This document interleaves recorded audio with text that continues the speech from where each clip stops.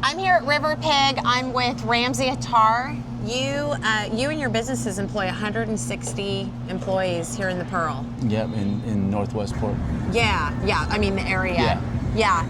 And you are a signature gathering location for the Safer Portland initiative. And thank you for taking the time. I just wanted to talk with you a little bit about how this is important to you, how you've been impacted, and the employees. So I'm going to go back to the employees for a second. So they've had their cars broken into. I know you recently had a shooting out in front of River Pig where we're sitting right now. That must have been really upsetting for people. Yeah, frustrating.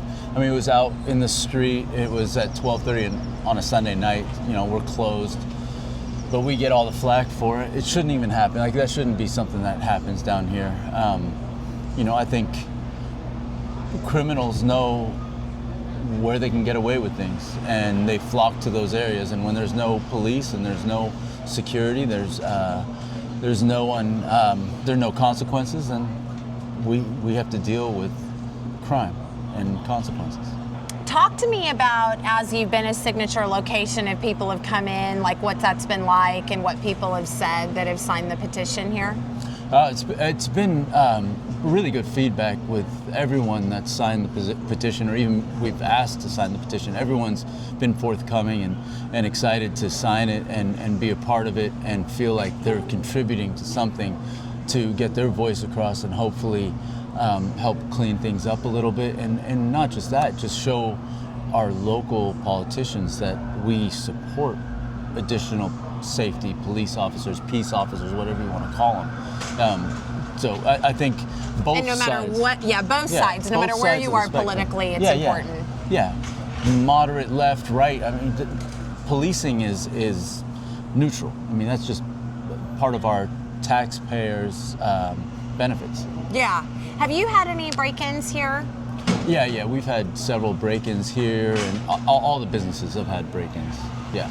And how is that compared, maybe in the last 6 years, compared to what you saw before in Portland?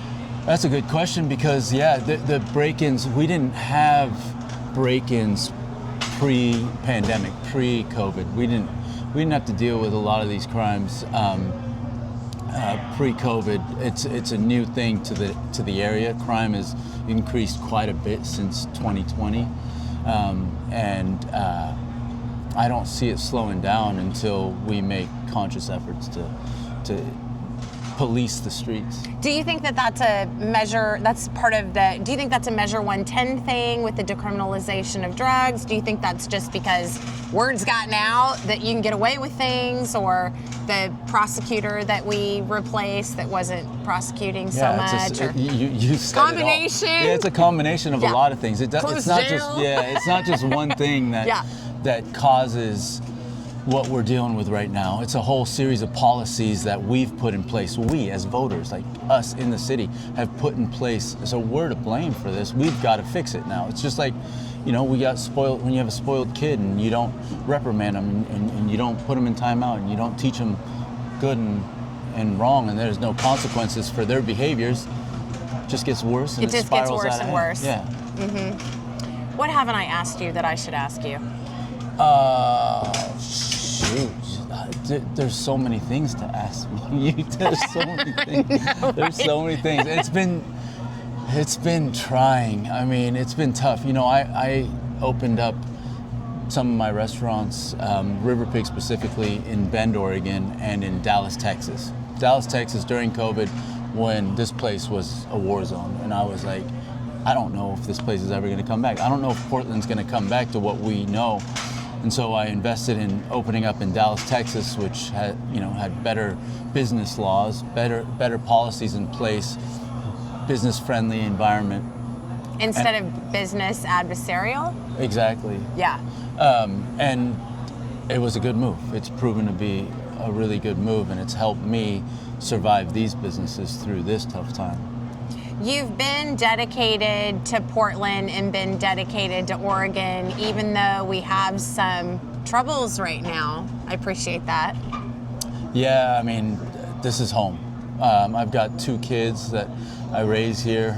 They go to school here. I'm invested fully in the city. I mean, this is a beautiful city. It is. It's a beautiful area. We have a lot of positive things here in Portland. It's a shame that we've allowed politics to tear it down. We've got. I mean, there's so much we need to do to rebuild it. It's going to take a long time, but it's too beautiful of an area for it not to succeed at some point. I agree.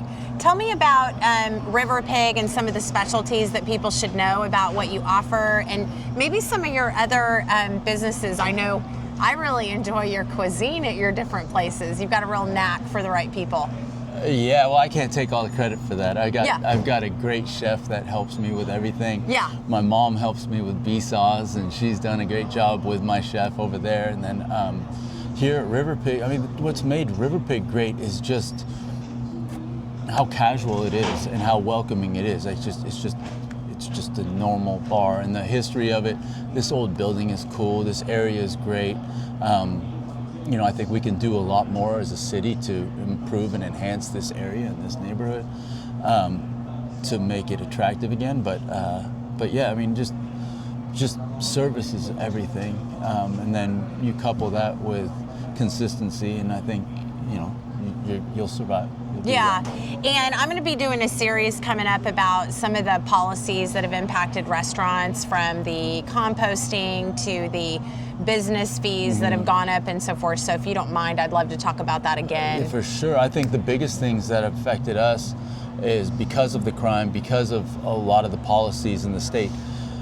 Insurance carriers, the major insurance carriers, liquor liability carriers, have dropped all their accounts in Portland, Oregon. And so we're limited to 2 to 3 carriers that would actually carry us for liquor liability, which we need to have. And because it's a monopoly and there's only 3 of them, they dictate the price. So our insurance costs have gone up from, let's say, $15,000 a year up to $70,000 now since 2022.